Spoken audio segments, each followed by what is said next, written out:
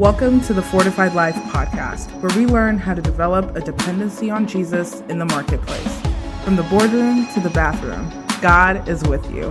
Here's our host, author, speaker, teacher, encourager, stewardship coach, and my husband, the man they call Mr. Fortified, Jason Davis. Hey, what's going on, everybody? Welcome back to another episode of the Fortified Life podcast, where we are passionate about developing a dependency on Jesus in the marketplace. I'm your host, Jason Davis, aka Mr. Fortified. Every single week, we have the opportunity to bring on coaches, speakers, influencers, people who are also passionate about putting God back in business. No different this week. Ladies and gentlemen, I got to tell you, our guest this week is just awesome. Let me put it that way. God has given him a great vision. We're going to get into it today for what he's being asked to carry out and steward.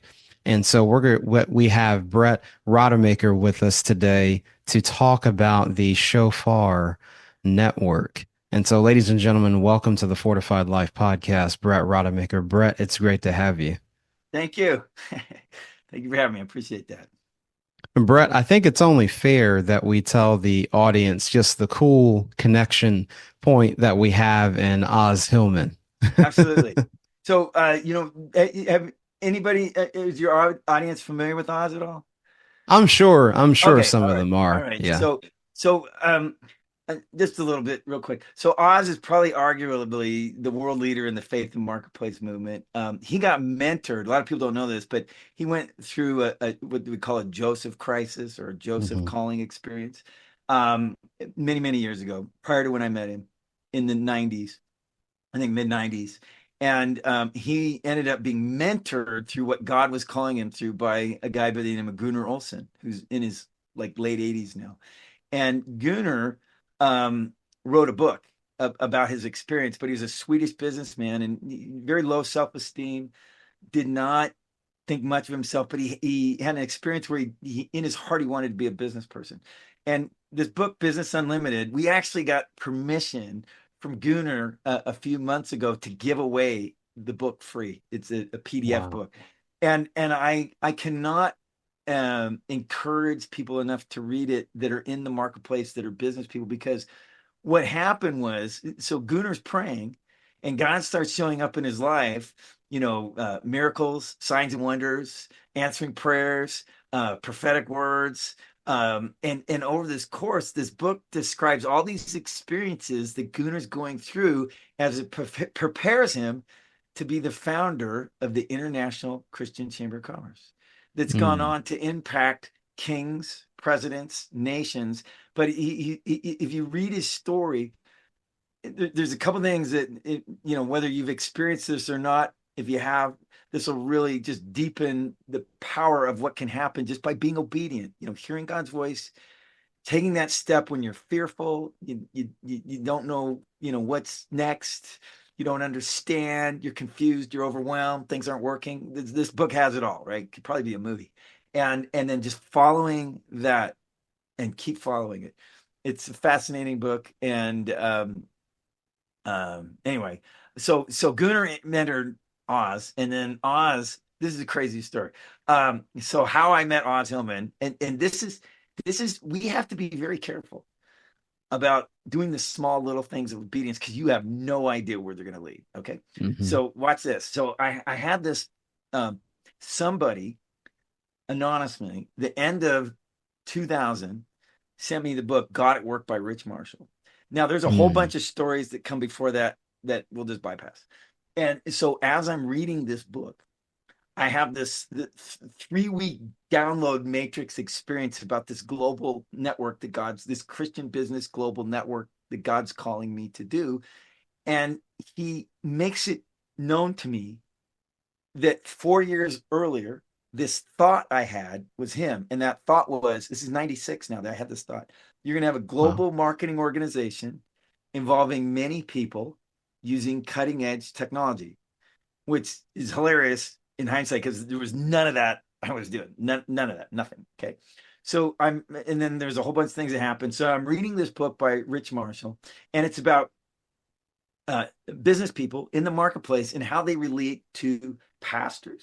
And it's using the analogy in the Old Testament of kings and priests and their roles and how they should work together, and the role of business people in the marketplace. And it was the first time I've ever heard of any kind of concept. Most of the time in the church, business people are looked at a kind of second tier, right? You give us money, but you're not as holy, as spiritual as and Oz brought out, like, his first stuff started coming out about the same time. So I end up writing this 26-page letter. Long story short, over the next 2.5 years, I become one of the top people in the world in my niche. I ended up I called it virtual sales back then. And I got to where he was making over $500,000 a month from Alaska. And I was a pioneer in remote sales, which really went mainstream during COVID. So I became a pioneer in remote sales in the beginning of 2001. Wow. And if you've ever heard of software apps like ClickFunnels or Infusionsoft, I was doing what they were doing before they were started. And it was stuff that God was giving me. I was one of the first guys in the world to do a lot of things. And it was stuff that the Lord was showing me. And all that was literally prep work. And it happened so fast. It was mind blowing. But what happened shortly after that? So some kind person anonymously sent me that book, right? So then about 2 weeks after I got that book, I was laying in bed, and this is the first time God ever spoke to my spirit. He said, go to church and get anointed with oil for business. Long story there of all the things that happened, it just rattled my cage. He'd never spoken into my spirit before like that. And I went and I did it, and everything I was doing just took off. It was like a rocket ship. And so then 2.5 later, I'm skipping a ton of stories so that we can get to some other things. And I went to this meeting. And this book had such an impact on me. I was buying cases of it. Got to meet Rich Marshall. I met him a number of times, and I just had a conversation with him a few weeks ago. I'll share in a minute. But I would give this book away all the time, and I gave it to a friend of mine, and he ended up reading, discovering Oz Hillman through reading this book. I guess I wasn't paying that close attention about that part. And so he recommended that I read TGIF, Oz's Daily Devotional. I ended up reading that for 5 years. It's a devotional that one a day for a year, and then it recycles.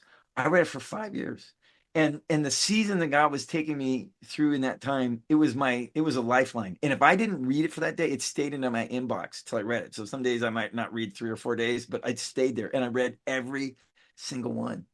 Wow. For like 5 years. And I can't encourage people enough, sign up for his newsletter if you're in the marketplace or in business, because every day, really short little devotional, but the stuff that the wisdom, the things, the timeliness, I can't believe how many times it came in like, boy, I need to hear that today. There's something very significant about that. So by this time we're down in Tahoe. God's taking me through a whirlwind of experiences, and I get this sense I'm supposed to meet Oz Hillman, but I'm not supposed to do anything about it. Okay.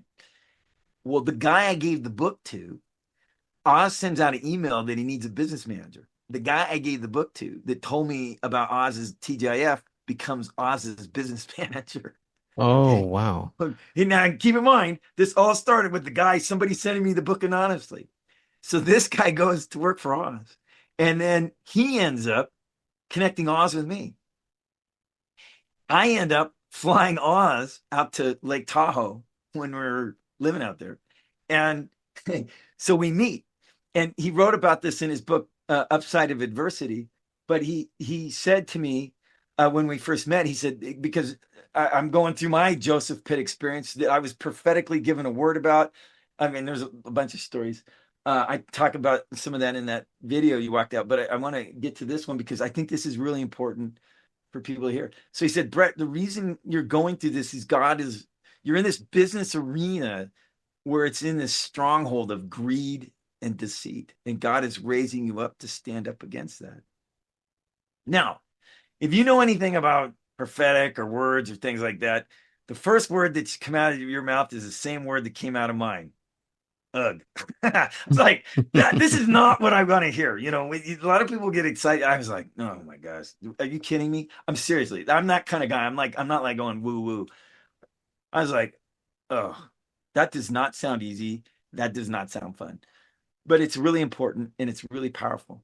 And there was a third word, and I'm going to share something with you that everybody I've shared this with, it's just kind of put them on their heels because it's so revelatory. There's a third word I got, which was manipulation. So business in general is under a stronghold of greed, deceit, and manipulation. So the opposing of greed is what? Generosity, which is what breaks the spirit of mammon. What's opposite of deceit? Truth, right? And I wrote a document I'll talk about in a minute because the importance of truth now is imperative that we walk in it. And then the third one, it took me a little while, and that was manipulation. Now, manipulation, what is the opposite of manipulation? That took me a while to figure out. And then it finally hit me. I had a good friend, Harold Smith. He passed away, he was in his late 70s. And he would only write articles, really deep articles about within the Hebraic roots of scripture and the in-depth understanding he got from understanding the root words of the Aramaic or the Hebrew or the concepts of the culture go way beyond a superficial reading of English translations. Really changed my life in a major way. Became a good friend. We used to do these discussions that we recorded. And he described Jesus's ministry that he exemplified in his life with one word, and that's selflessness. The opposite of manipulation, trying to get things to do it your way, is selflessness. And the highest level of manipulation is witchcraft. Yep. So when we are all self-willed beings, and God has to walk us through this process to break our will. And by breaking our will, we learn to walk as Jesus did. Because remember, in the scripture, it says he learned obedience by the things he suffered. Notice that's a plural. Think about it. He was operating as a human. He only did what the Father said. He only did what he saw the Father do, and he only said what he saw the Father say. Very explicit, right? Do you think every time he wanted to do that? No, we know by example. He tried to get out of going to the cross. Who wouldn't? Right? So we learn obedience by the things we suffer, which means it's supposed to be hard, but that leads to selflessness, to where we can become that channel which God's Spirit operates out of. That's the goal. That's the objective. Because only all these things that we want to, we always, as humans, we always strive for these objectives, our goals, our lifestyle, our success, all this. But what we really want to learn is that Jesus was a servant of all, right? And what that means is he laid down his life. We're not talking about just when he got crucified. He laid down his whole entire life, so that it was always a conduit of God operating through him. Always. Brett, so good. What a foundation, man. Just laying. So folks, we've got, clearly, you see the divine connections that Brett is talking about, from Oz to Gunnar to Harold. I mean, if you're not seeing that, I don't know what else is. So Brett, God is doing all these things in your life personally. He's also bringing people at different times and seasons. And then you start getting a vision about this. Well, really, what's been happening for years, this global marketing network, and how you are already being prepared in advance, like decades before. So that brings us to modern day. Tell us about the Shofar Global Network, and with what God wants to do, speaking to your spirit. What is the Shofar Global Network, and how do you see it taking form for how it will operate? Okay, I'm gonna throw in a little monkey wrench on the front of this because I think it's gonna really help people a lot. Okay. Hmm. So I got saved in the early 80s, and I've been raised Catholic, and I was a really bad Catholic boy. I got kicked out of Catholic schools. I got fired as an altar boy twice. I was like, and I was the worst in the religion classes, right? So in the early 20s, I got the friend invited, I got bushwhacked. I invited to a youth group. I had no idea where I was going to. And all of a sudden they're doing the salvation prayer, and I knew I was supposed to raise my hand. And I joined a club I had no idea I was getting into, right? So then here was the problem. The problem is I'm reading the Bible and I'm believing that God speaks. And I'm believing that there's miracles, but I'm not seeing it in church. I'm not seeing the church I got saved in. It's like, you're telling me this is true. You're telling me I'm supposed to believe in it, but then God doesn't speak anymore. And there's no more miracles. And I'm dumb enough or a big enough idiot to believe that, man, I think this is true. My spirit was telling me this is true, even though you're all telling me, no, that doesn't happen anymore. That's all over with. Nah. So I started going church to church to church. And I got to where I was desperate for hearing God, and I wasn't hearing his voice. And I didn't understand it. And then this was like a real interesting moment for me, and that was I was having this conversation with a guy who had been a Christian, and he became a Muslim when he was older, and just that alone was like. And he had a restaurant. We met all the time, always had good discussions, never arguments, never debates. And he said the most profound thing to me, and I want to say this to everybody so that you'll understand, because you probably will relate to this. He said, Brett, you're only talking about what you've read, not what you've experienced. Mm. Right. I mean, I was like, it was one of the most, it was like, he was 100% right. It wasn't like this was a debatable thing. I couldn't justify, I was just stunned because he said something so profound to me. And I just sat there going like, yeah. And so that really became a driver for hearing God's voice. So so we're going to fast forward. I go through this Joseph Pitt experience. There's a ton of stories there. But so in 2004, I knew that there was something next level from what I was supposed to do. And there was this global Christian business network. And I was meeting with different Christians that were in business or meeting. And I knew there was a collaboration element. Every time I had the meeting, everybody's agenda was them. Every time. And the Spirit of God got shut down, and I was really confused. And I was on this, I kept going out with my attorney, and I just wasn't getting this thing was driving me, but I was like, I don't know what's going on. And I ended up going on one trip, and this one gal kept asking me, what's the name of this thing? What's the name of this thing? And I had no idea. So she went away for the weekend. I'm with my attorney. She comes back. My attorney's going, you better come up with a name because she's just going to keep bugging you. I mean, she was like incessant. And so she gets in the car and she goes, okay, like right away, what's the name? And I'm sitting there. Now I'm desperate. And I go, Father, what's the name of this? What is the name of this? And he told me right away, but he did not tell me how you would think. He said, it's the horn the Hebrews blew. I'm like, I don't know what that is. So I go, it's the horn the Hebrews blew. I said, I didn't even know what this was. And she goes, Hmm. oh, that's a shofar. I know that because somebody came to our church 2 weeks ago and had a ministry on teaching about the shofar. And then I looked at it, I go, it's the Wow. Shofar Global Network. So I didn't even come up with a name. so so so then so here Oz Hillman again. So I went to a couple of his I don't know if they call them conventions or whatever, but he Hmm. did one in Atlanta. And this one was in the spring of 2005. I was still living in Tahoe, and they had a prophetic prayer team. And the and I went to see him. Joey, my friend that worked for us, said, Brett, you got to go see him. And so they said some things that sounded like stuff was going to happen, but it was kind of cryptic, and I really didn't have a clue what they were saying. And I went to go talk to the pastor that trained him, that nobody knew about back then, really. And his name's Johnny Enlow, which a lot of people know about now, right? So Yeah. he was a pastor of small church. So I go to him, I say, Johnny, they said this, and he goes, well, let me think about it. So I'm at his church visiting the next morning. Middle of the church service, he just stops. He goes, Brett, I have a word for you. It's time for you. I have a word from the Lord for you. It's time for you to go, go, go. You've been released.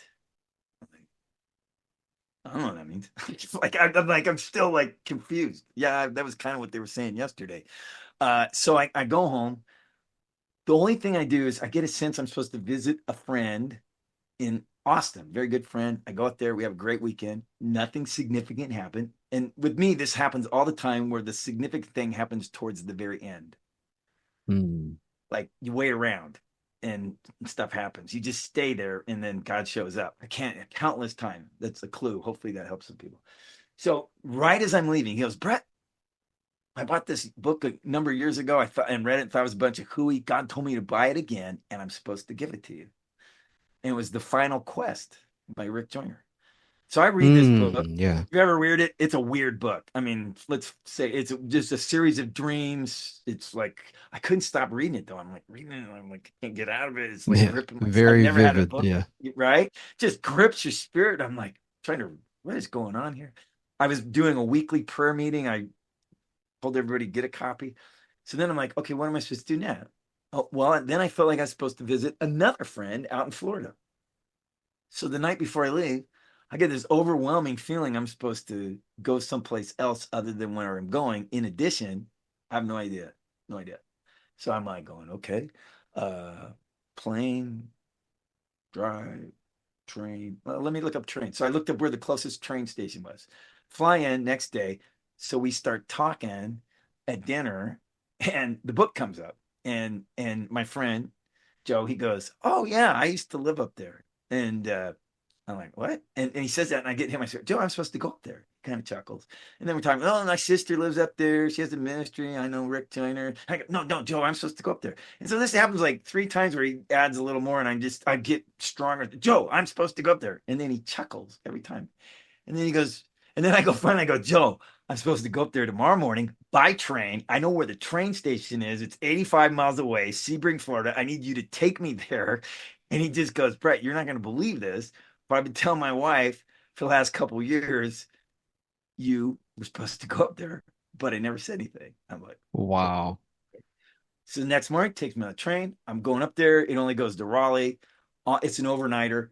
And I'm like getting this sense I'm supposed to move there. I'm like, what?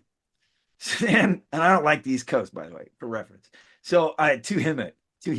So I get to Raleigh, rent a car. Now Joe Miller calls ahead to 3 people. The first person I meet's a pastor is Jeff Rowland. He was a pastor at the time, Shiloh Tabernacle Church in Statesville. Mm. So I meet with him for lunch, and as I'm telling my story up to that point, a lot of stuff that I didn't cover here, and he goes, and then I said to him, I go, Jeff, I'm starting to wonder if I'm supposed to move here. And he looks at me and he goes, Brett, you are supposed to move here. And what you're going to do is start like a wildfire and go around the globe. I was like, I got hit in the spirit. I knew he was right. Really didn't have any idea what he's talking about. So then I'm like, this is my life, one little breadcrumb after another. So then there was a lot of stuff that happened. I'm going to skip over 2009.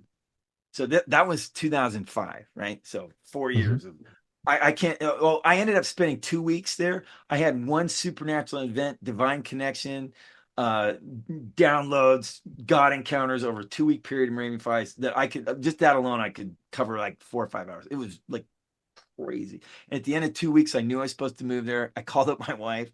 And I kept having to extend my flight. Remember, I was just going to Florida and fly back, so I'd like change my flight like 4 times over 2 weeks. And I called my wife. I said, "You're not going to believe this. We're supposed to move out here." And she goes, Oh, wow. She goes, "Not the East Coast." And then the cool thing about my wife is almost every time she doesn't necessarily get it right away. I call her back like a couple hours later, check her pulse, and she goes, she knew, even though she didn't want to do it, she knew. And so, okay, here we go. And so 2009, we moved out there. All kinds of things happened. One thing was I was led to go meet with a lady that somebody had told her about me, and she had a shofar that had been given to her by a messianic rabbi in Israel, and she felt like I was supposed to have it.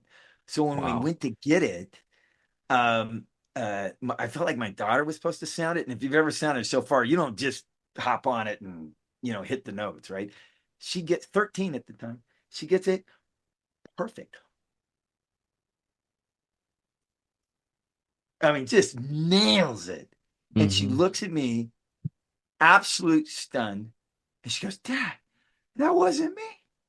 And then this gal, really a highly mature intercessory prayer gal, prays for me. And I just got hammered in the spirit so hard my head was turning purple. If you're bald, you got a big purple vein on top of your head. My kids are freaking out. I'm sitting there, I'm like this. So that was kind of like the initial pieces. Well, then we were there for a couple years, left for about 11 months, came back, and then whole story about how we ended up in this house. But I got tricked into a 40-day fast.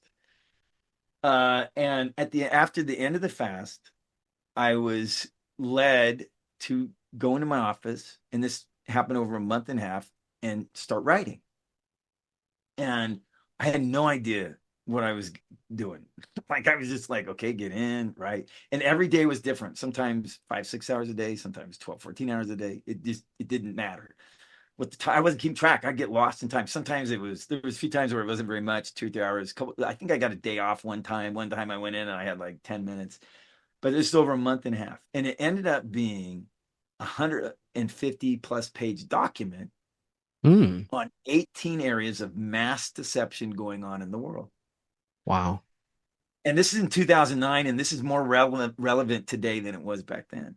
But here was a crazy thing. The main theme was not all that. I mean, that's easy to do. Most of that stuff I was familiar with, but it really got into deep dive, eye-opening stuff. And I wasn't, there was nothing that really shocked me. There was some things that added next level because, I'm a curious guy. I've been looking at stuff since the 80s. My mom was quite well read and into geopolitics and all that kind of stuff. So I always had an interest in that kind of thing. And then yet later the spiritual side of it. So, but here was the main point.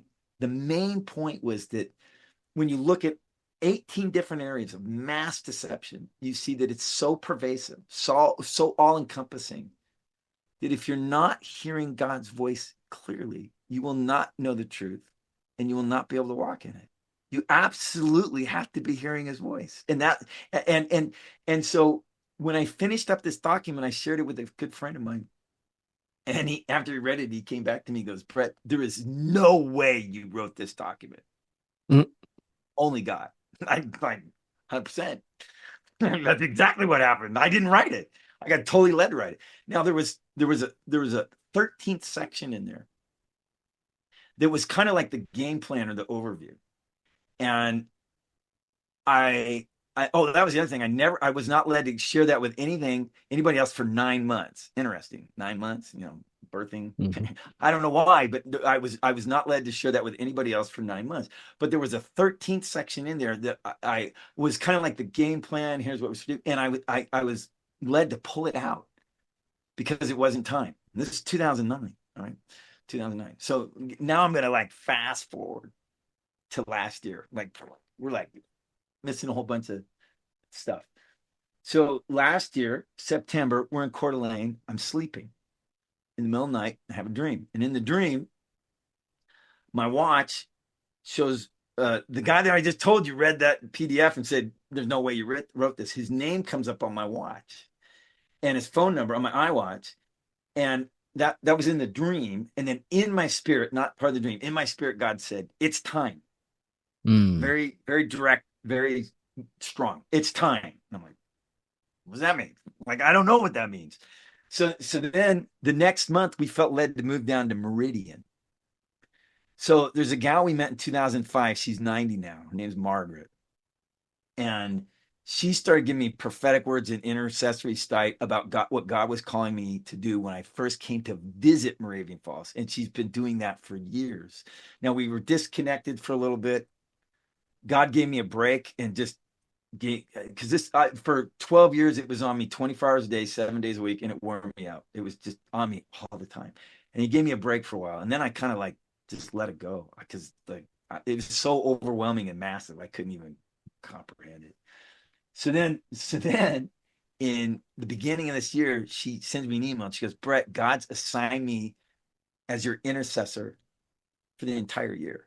Now, if you know anything about high level of intercessory prayer, that's significant because that is a major commitment. I mean, like, and she's praying all the time for me, sending stuff. And almost everything she sends me, God has already shown me in some way, or it's confirming, or she's getting revelatory stuff that I'm doing that she doesn't even know anything about, or she's giving me like something that just giving me kind of the heads up. So in April, she said, Brett, a prophet's going to call you. Wait for his call. He's got something to tell you. I'm like, okay. So that was April 22nd. May 25th, Kevin Visconti, who is prophetic, wrote one of his books, Working with Angels, number of books. He used to have a ministry. I think he still may do it. He's semi-retired, going to work with orphans over in Africa. He lived in Raven Falls for a while. I just met him once. But then I met him again because he was living in Coeur d'Alene for a while for a week. Well, he normally doesn't call me. He just calls me up out of the blue. And we talked for a bit. And then the next morning he sends me a text. He goes, Brett, it's time to start the Shofar Global Network. I go, I don't even really know what that means. I don't know how to start it. And God doesn't show me, okay, it's time. What does that mean? 5 days later, I'm laying in bed and I wake up and I get the sense I'm supposed to go to Moravian Falls. And it's a Friday, 6 a.m. And I'm like, what? And I did. Oh, by the way, I couldn't stand living there. I hated living there. It was so hard spiritually. I mean, it was so hard. And I'm like, that's it. I said when I left, I don't ever want to come back here again. Literally, I never want to come back here again. So here all of a sudden I'm waking up and I'm like, I'm supposed to go to Moravian Falls and I'm supposed to be there Sunday morning. This is a Friday. This is 27 hours of drive time. I looked it up. So I'm like, okay, I gotta validate this. I called two friends and one of them says, yep, you're supposed to go. And the other one said, yeah, I was getting a feeling you're supposed to go there. I'm like, okay. So I go to my wife, I go, you're not gonna believe this. We're supposed to go up and be in Moravian Falls Sunday morning for a church service, in time for a church service. And it took about 30 minutes. She got it. Okay. So we're out of Boise, 3 o'clock Boise time. We hit the road and there's a pastor in O'Fallon, Illinois, Darren Karstens, and he's got 2 church campuses and we're driving right by him. And I met Darren 20 years ago and he said, Brett, if you, he's told me numerous times, I feel like we're supposed to do something together, but I don't know what it is. I met him 20 years ago. So he says, hey, why don't you stop by for dinner? Because you're driving right by us. Like you're just a few minutes off the freeway. I said, okay, stop by for dinner. And then we eat dinner and he said, hey, why don't you take a look at my churches? Well, these aren't normal churches. So he's giving me a tour. The one we went to, it's like a business conference center. It doesn't look anything like a church. It's got a big LED screen on the back, big ones, not as big on the sides. And he rents it out for conferences and business events and all this. And he says to me, he goes, Brett, you can have this to launch the Shofar Global Network. Wow. I'm like, okay. So then I head out to Raven Falls. I get there. Now, keep in mind, 27 hours of drive time. We do not have time to sleep. So my wife, whoever's not driving, gets to sleep. Nonstop food, gas, water, or food, gas, bathroom. That's it. Get out there. We get there. I did not try this. We get there 10 minutes before the church service starts that we're supposed to be at. Oh my goodness. I see, you can, when you have God really leading your life is about stories of how God's doing it, right? If you're paying attention to what's really going on here, I'm not doing anything but following the breadcrumbs. I'm hearing his voice and I'm doing what he's telling me to. And that's where he's trying to get us all to, right? And so listen to this. This is nuts. So we're walking up to the church 10 minutes before the service starts. A friend of ours from when we lived up there comes right up next. Hey, Brett, how are you doing? He goes, I don't go to church here, but God told me 15 minutes ago I'm supposed to go to church here this morning. So guess what? He's supposed to be part of the Shofar Global Network. He's connected with a large intercessory group of prayer warriors. And Margaret, one of the things she said God would be bringing prophets and prayer warriors and connecting with all his people. Boom, right as we're walking to church. 2 more couples that we haven't seen in years that don't go to church there, happen to be there, connect with them. So then the couple that we're staying with, our daughters had been friends when we were out there. We'd stay there, I think, 3 days. Again, a lot of stuff happens at the very end. At 15, 20 minutes before we leave, his wife, Elizabeth, Mark's wife, brings out a journal that she had written years ago. And she's bringing out to show my youngest daughter, who's 13, how to write a journal, because she's never done that. So Elizabeth did all that kind of stuff. This old journal. She just opens it up, piece of paper falls out. Mm. Out of the paper, on the paper is my name on the top of it. This is something Mark wrote 15 years ago, and it had all these things that we had talked about the Shofar Global Network and where he felt like he was supposed to be involved. And Wow. I'm sitting there pondering this for a minute, and then I look at him, I go, application accepted. I don't even know what that means. So I just know he's part of it, and he knows too. So then we leave. We have these other things God that we threw into the trip. We end up being on the road for like 7,000 miles over 2 months, just spontaneously. For 2 months, we're driving all over. So I get this sense we're supposed to go to uh not come directly back, but to go up to Spokane, Coeur d'Alene, Spokane, where we're from. Mhm. And in this time frame, Margaret's saying, "Where's your shofar?" And I actually have a second one. The first one was given to me even before God gave me the name, and it was given to me by an American Eskimo.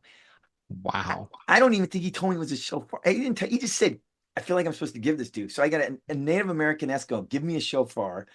He's Oh a my Christian, gosh. and well, this is crazy. So I'm trying to figure out: is there any connection with a native Eskimos in having any Israelite lost tribe roots? And there's a theory. I just put this in the information folder, but there's a theory that some of the lost tribes went up to this landmass that's no longer surfaced, and they called it Tiberia, and they came up and migrated over into Alaska.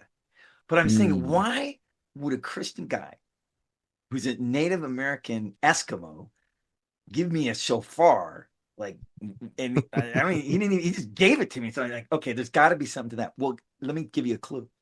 So remember, I told you the first shofar I got.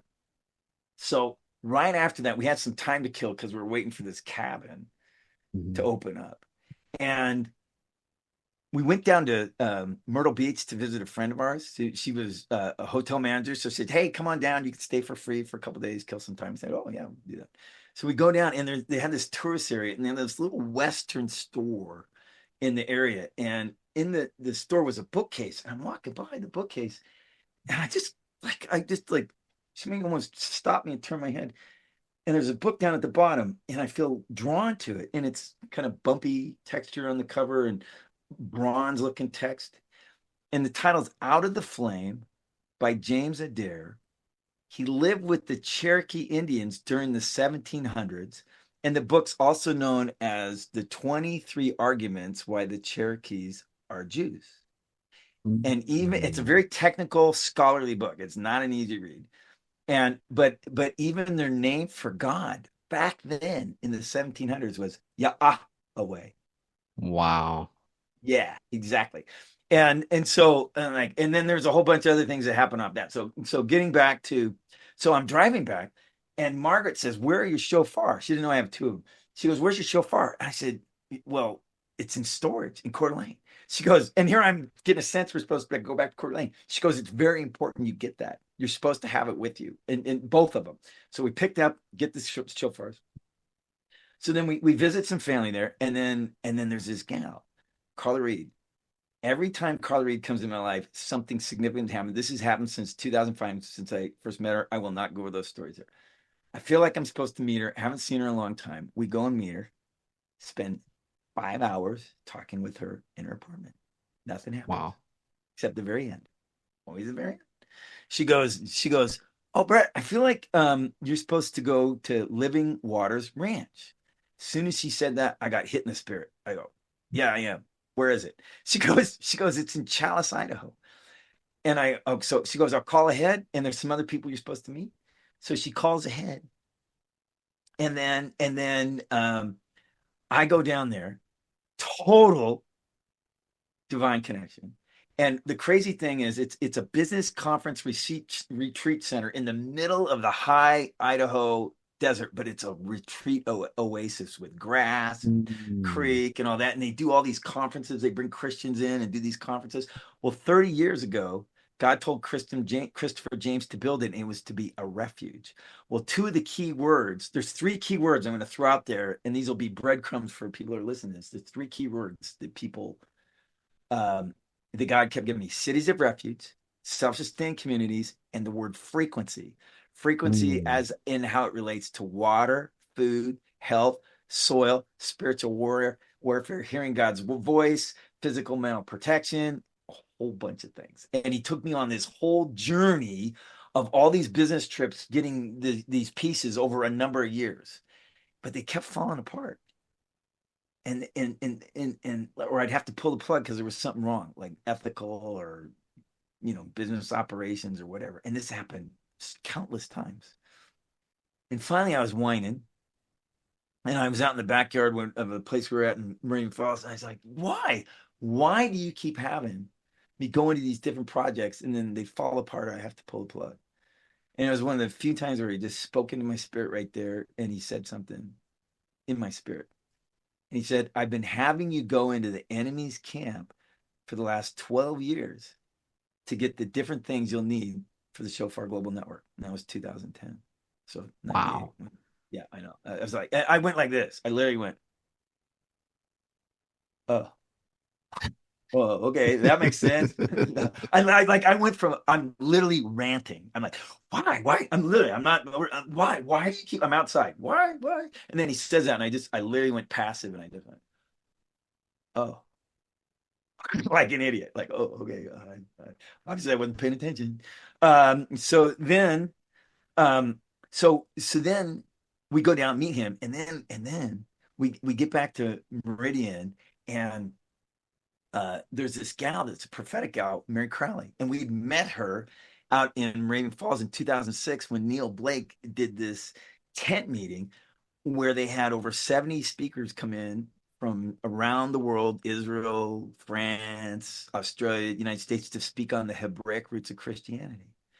It just so happens Mary Crowley is coming to town right as we get back. She gets there. We come in, man, we're at the church service. She calls up, prays this really powerful prophetic thing. We end up going two other prayer meetings. One major thing they prayed over wife. Another one major thing we prayed over myself. I mean, like nuclear bomb level stuff. I mean, this is like totally unexpected. We're just like, what's going on? And then Oz, we reconnected. He said about a year ago, I think that was right. I lose track of time. And he was having problems with his email because Google and Yahoo changed their policies, and a lot of people that didn't adjust their systems, their email throughput rate and open rates went through the toilet. And like within 2 days after they did it, Oz's just plummeted to nothing. And so he asked me to come in and help it. And we got it all sorted out. There was some residual thing from not doing long-term maintenance that there's no way we could fix, but we got them back and all fixed up. And then, I helped them through that. And then, so let's get a load of this. This is like, I can't, my whole life's scripted. So a year, seriously, you can't make this stuff up. Yeah. So a year and a half ago, a guy comes to me, Greg Moyer. We become very good friends. He said, he goes, Brett, I've been working on this project for 4 years. It's the hardest thing I've ever worked on, and I can't get it launched. Now, Greg's no lame duck. Greg spent 25 years in Silicon Valley. And let me tell you a story. It's like just wild. So Greg became a Christian in junior high school, got into being involved in youth ministry in his early 20s. And he had a Christian mentor show him a technique for activating his imagination that originated with Christian monks during the Dark Ages that would use it to activate their imagination to meditate on scripture. Well, this technique for activating their imagination then started being used for people to become creative and inventive and innovative. Leonardo da Vinci was big use of this technique, and he wrote about it in his journals. And so a number of years later, Greg's in business. He's got a business project. He's got a presentation the next morning, and he has no idea what he's saying, and he's got to deliver, right? So he thought, oh, okay, well, I'll give this activate imagination technique a try. So he does it. He comes up with the idea that he needs, and the next morning he just knocks the presentation out of the park. And he's like, okay, this ain't gonna be the last time this happens. So he starts like, okay, what's going on here?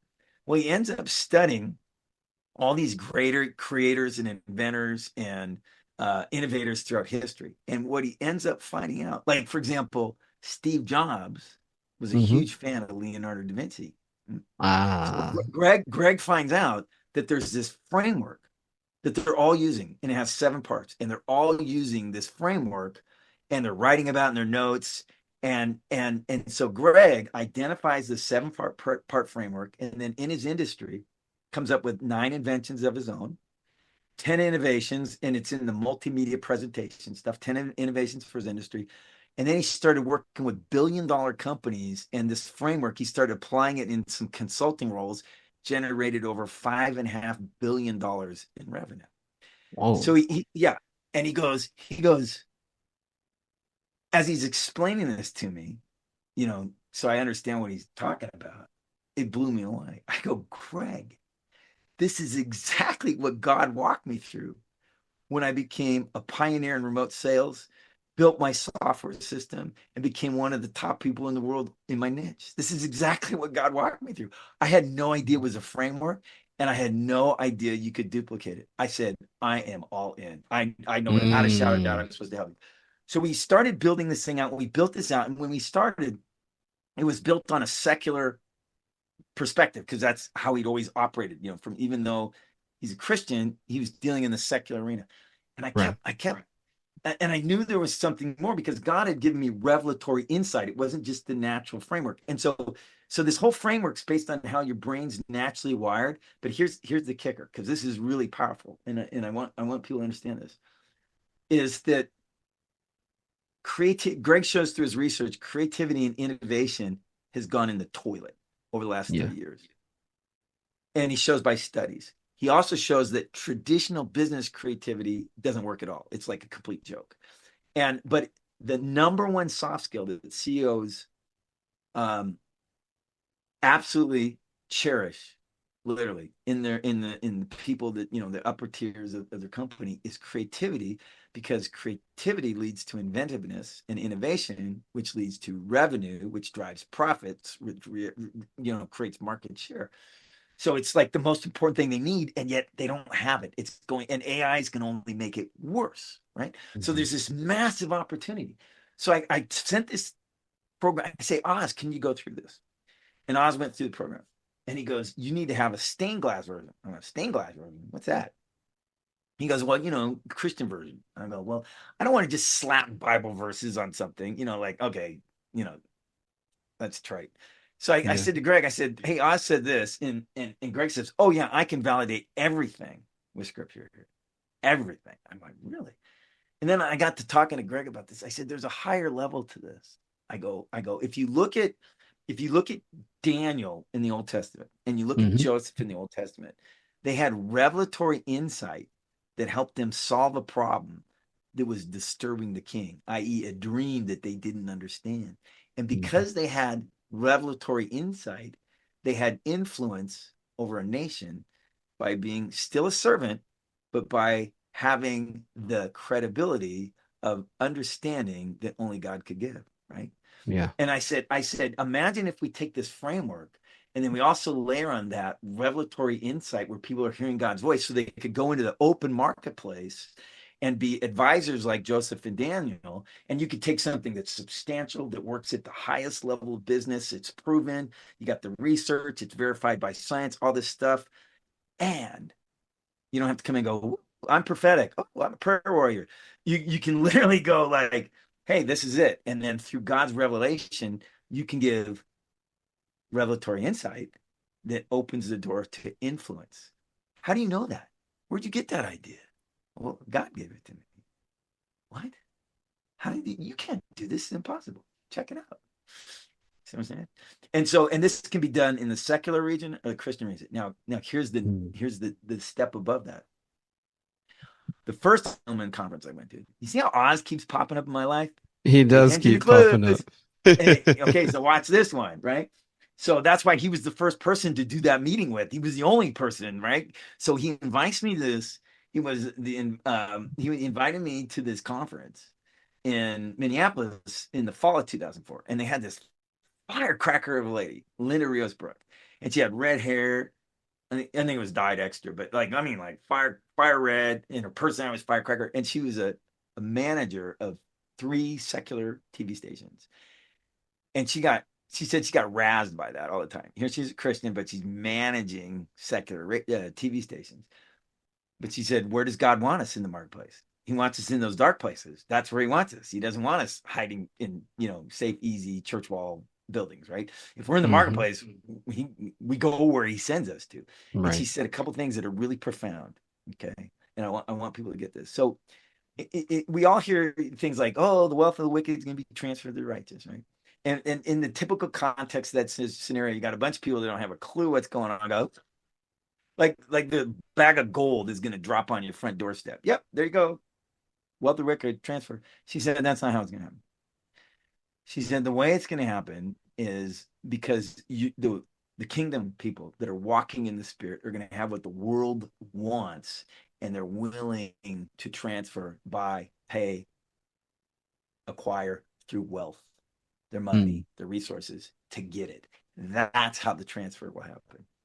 And there's a biblical example of that. So remember, Jacob got tricked into marrying Leah by Laban. And then he had to stick around another 7 years, right, to marry Rachel. And then on the way out the door, Laban was going to stick him one more time. And he said, I want you to breed my sheep, and and you're going to get that time. Except God gave Jacob a supernatural strategy for a wealth transfer that didn't make any sense whatsoever, right? How he watered the sheep with the reeds, and he got the spotted ones or the striped ones or the polka dot ones, whatever, right? But there was a supernatural wealth transfer from the wicked to the righteous, from the world to the kingdom. And that's how it's going to happen. So I know I just like fired off, but it lays this foundation really quickly for the Shofar. You can ask me any questions. I know I'm just like going a million miles an hour. If you want, I could go into the Shofar Global Network now, or if you want to throw in a question, you can. No, let's go ahead, because this is good. This is good context for everybody. And I feel like the relationships were key. Yeah. Oh my gosh. And there's so many more. I just highlighted a couple. So, but I want to interject this. Some of the most profound things that have happened to me have been little old ladies in their 70s or 80s that have come to me with words, prayers, things. I'll give you another quick example. When I first got to Moravian Falls, little old lady, Elizabeth Snelling, she's passed away now. She comes up to me and she goes, Brett, I've been reading this book and God told me to give it to you. And it's Living on the Third River by Craig Hill. And it's about, and he would make a great guest, by the way. And it's about breaking the power of the spirit of mammon and operating in the supernatural flow of how God intends kingdom, wealth, and purposes to be. And it's a fascinating little allegory, quick read, easy. Actually, he gave it to me. I told him, how I ended up getting it, and because here's what happened. So I recommended this book to Joey, my friend that ended up working to Oz. Oz ended up selling in his bookstore, and Oz and Craig Hill became friends, right? Because it was a little old lady. Okay? And so then I told Craig Hill this, and you know what he did? He sent me over the book, Living on the Third River, because I asked him, I said, this book was very impactful in my life. Can I give it away as a PDF? He said, yeah, sure, here. Same thing with Gunnar Olsen. We asked Gunnar, can we give away your book, Business Unlimited, to people to help them in their journey? He took about 2 months to think about it, and he felt like God was telling him to say yes. So he gave that. So I'm trying to sow these things. And Rich Marshall just got permission. They're trying to come up with a number because we're gonna have to pay a little bit of money, but we'll get the PDF rights to give away, not to sell, give away God at Work. And so what I'm hoping to do is these very instrumental little breadcrumbs that had massive impact on this journey, we can give away to other people globally as fast as possible. And so then Oz says we need to do a meeting. And so because now it was time, all these things, it's time. I'm getting downloads now, what to do, how to launch it. We do this meeting, and I do this meeting with Oz. He sends it, and like I've been running a million miles an hour since whenever we did that meeting. I don't know, about 3-4 weeks ago, whatever it is. Like I had to go get an office. I'm like going, and it's just like everything's taken off. So now get a load of this. So then we come back to this concept of this framework for inventive thinking. And I said, I said, we're supposed to do a seminar, but we got to rename it. And so we're doing the Co-Creating with God Hmm. Renaissance Thinking Seminar. The first one is September 13th.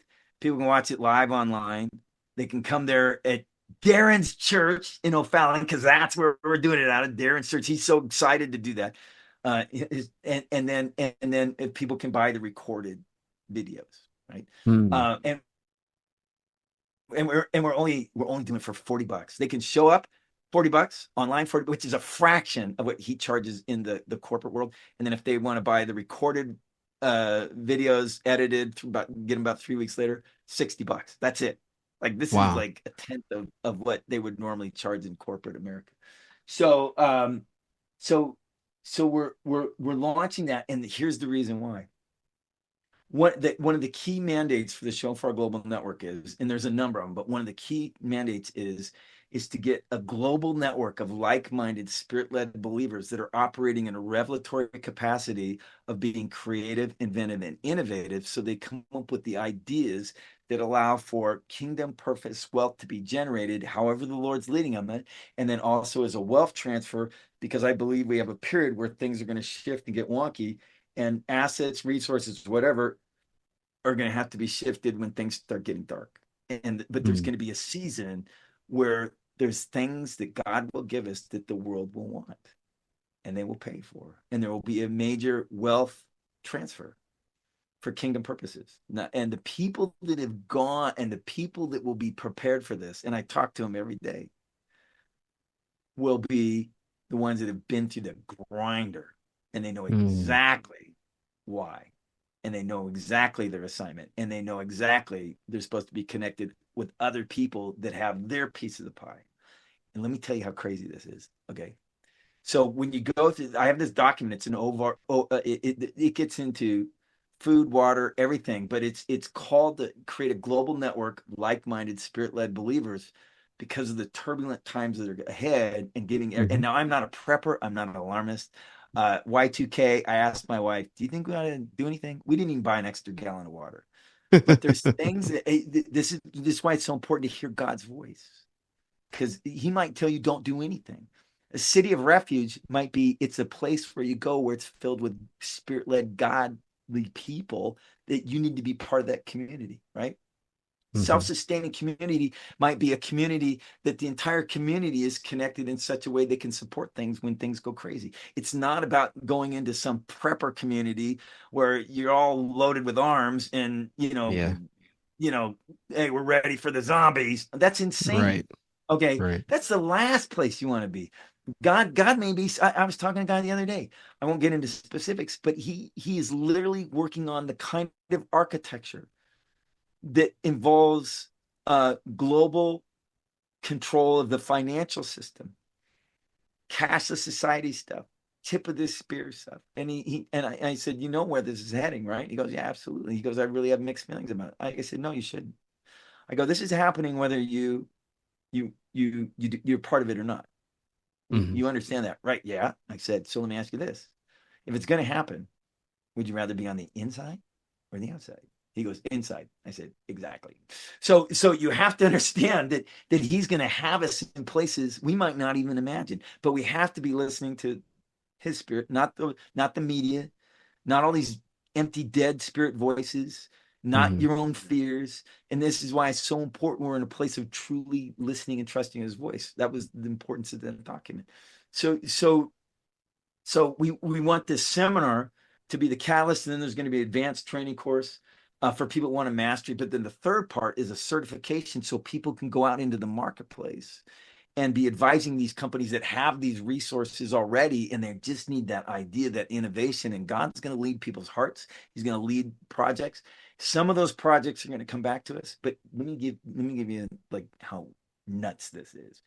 So I'm in a shared office space in Meridian. It is amazing. I've done a number of shared offices. You can come in. I'm in what they call a focus booth. It's quiet. I Hmm. can do my thing.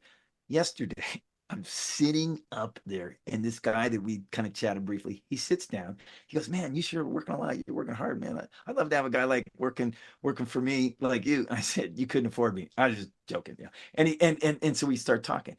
Well, it turns out, so he's into all these things that God's called him to with organic farming, water, frequency. He's connected with the guy. If you've ever heard of Messages in Water, Emoto, I came this close to buying the technology that Emoto used for his clinics in Japan.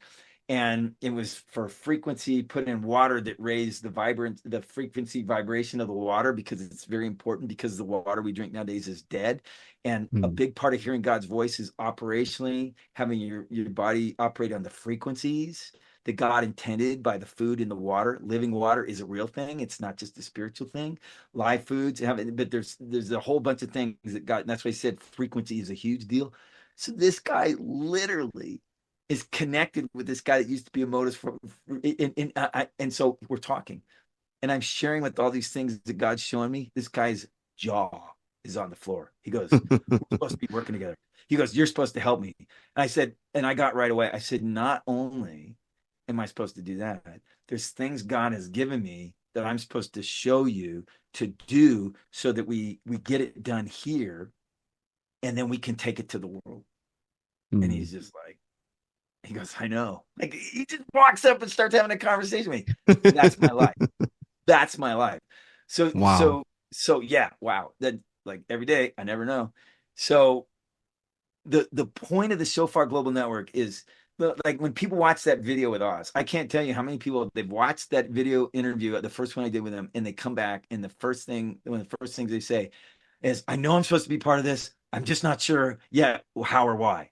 And then, Yeah. the book a Zoom meeting with me, and we talk, and it is amazing. I had a guy that's been called the Kingdom Man King. I had a guy that's come up with a technology for taking leftover brewer's yeast from the beer industry and turning it into a high protein product that can be low temperature dried and taken all over the world. He's also developed a process for taking assets that billion-dollar companies landfill and reallocating them to ministries. There's a major tax write-off, and then it puts resources and funds into large organizations. I mean, it's just like, you got all these people. They have ideas, they have connections, they have all these different things. But what they're not connected to is a global network of like-minded, spirit-led believers that are Mm. understanding what God, the journey that God has taken them on, this crushing Joseph experience journey God's taken them on, is designed to get into the place that when they're ready, which is now. Remember, I got It's Time in September, and all these people are like getting a sense, speeding up, time, but that they can't do that in themselves. They Mm. need other people. It's at a level that they have worn themselves out trying to figure it out themselves, and they're absolutely totally dependent on God doing it. But because so many people have been prepared for so long, that once they come together and under spirit leading, things will click so fast, it'll be mind-blowing. Mm. My goodness. Wow. Brett, you talked about all these conversations you're having and people booking meetings with you. I guess that's kind of the place where we can try to land the plane is how do people find out about the network? Because like you said, a lot of people have already had things churning in their spirit for years or decades. So now it's like if they want to, if they're feeling led to join, how do they go about doing that? Well, okay, first of all, I don't, this is how I take it. I'm such, so, when Oz and I were having these conversations, I said, "Oz, this isn't like any business project you've ever done." I go, It's like, it's so interesting, because when we have these meetings, I'm not like they're selling anything. Yeah, It's so crazy. It's they like they just just end up go, knowing. I say, well, and this is how I started. I literally go, "What do you want to talk about?" It'll go wherever they want it to go. Like, well, I have some Wow. questions. Oh, I want to share this. I want to tell you my life story. I have been, and I've said this on a couple, uh, meetings afterwards. I'm more blessed on these conversations than they are, because they're sharing things that, like they're layering on what God showed me, their insights, their confirmation, hearing their stories, hearing their journey. There's 3 or 4 of these conversations where I'm like going, "Oh man, you are a big piece of this." So Yeah. it goes both ways. It's not a Okay. one-way street at all. So, one of the things they could do is just, send you an email and I'll give you some contact information. It just depends on how you want to do, or they could connect with me directly. You tell me, I can give an email. I got a website. Yeah, both the No. email, website, all the Okay. ways. Shofar Global Network is Okay. shofarglobalnetwork.com. That's like the super easiest way. And then there's a 46-minute video. I know it's long, but I promise it's good. And it's with Oz. I was totally hitting the spirit right before I got that. And in it, like I was very aware of it. I was like, ooh, this is cool. And and then and then they can just fill out a form, connect, request more information, and then there's instant access. There's PDFs, and then if they have any interest or anything, they can just connect with me because there'll be contact info and everything. Super simple. Gotcha. Brett, thank you for sharing. A lot of times when people introduce new things, um, i- you can tell it's very apparent, Brett, that God has had his hand on this for decades. And what you and others have gone through to get to this point, and how there's just a clarion call going out to more men and women that are like, oh, Brett, I kind of knew that a couple years ago, and I'm just now, and it's like those stories never cease to amaze me. So thank you for giving all of the connective tissue for what really is going into this. And folks, as you're listening, I hope you hear if God is stirring your heart, please reach out to Brett and connect with them. Because you may be one of those people that you were praying about an idea, seeking God for something, and maybe somebody on the other side is just a phone call, a calendar invite away. And that's what I love about what you were sharing, Brett, is like, hey, at the end of the day, the Lord is the one telling you what to do, being obedient and hearing his voice. But then when you hear about someone else that's working on something, and I don't know why I always have a movie sense, Brett, and I'm not trying to compare something spiritual to something secular, but man, I just think back to the Avengers when Samuel L. Jackson says I'm building a team, and then you can go hero by hero about then they're all realize that moment of, oh, that's why we're all together. And I just the same thing in the spirit as men and women come together, and you have your customized kingdom purpose that's a part of a larger kingdom purpose, expanding the kingdom of God. It truly is amazing, Brett. You just said something that's 100%. I can't tell you how many dozens and dozens, probably some hundreds of times I've said, I feel like my life has been scripted and all I'm doing is following the breadcrumbs. Like I'm just like, Mm, okay, like I can't tell you how many times like, oh my gosh. I'm like, I make a decision and then I'm like afterwards, like, oh my gosh, what did I just do? Because you're just like, it's like that movie, because I like movie analogies. Like I use a lot of Matrix analogy movie in yeah. in one of my documents. But the Indiana Jones movie where he's got to cross the chasm Yep. and the rocks show up. But keep in mind, when do they show up?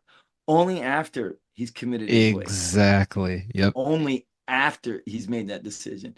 And I just Yeah. want to finish up with one quick thing, and that is the common thread that I see is this has been excruciating hard for people. It's cost them everything. They're worn out. They're confused. They know they have a piece of it. They're they know they can't quit. They know it's important. They don't know it all makes sense. And then all of a sudden, it's an interesting thing about the word shofar because it's frequency based. Uh, Hmm. the belief is that it represents the voice of God, the Spirit of God, even God Himself, right? And it was used for call of worship, call assembly, call to warfare, call to repentance. A lot of different applications depending on how it's blown, when it's blown. I feel like I'm like a human shofar. I'm here to make a sound, make a frequency that is designed to act. See, I feel like I'm just what I'm saying is going to activate people in their spirit so that they know it's time. Mm, mm. So good, Brett.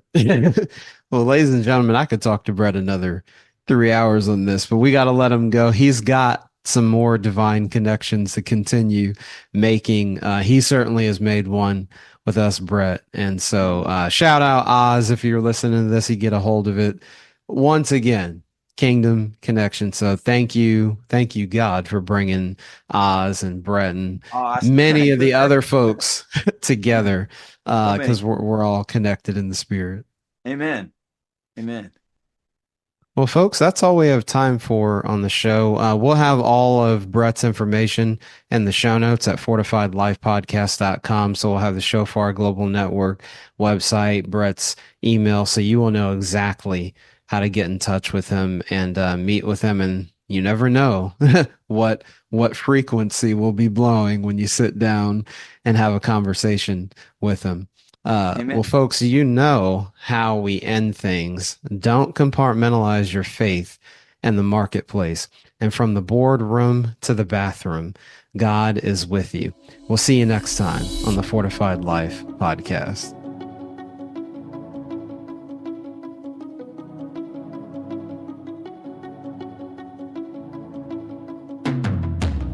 Welcome to the Fortified Life podcast, where we learn how to develop a dependency on Jesus in the marketplace.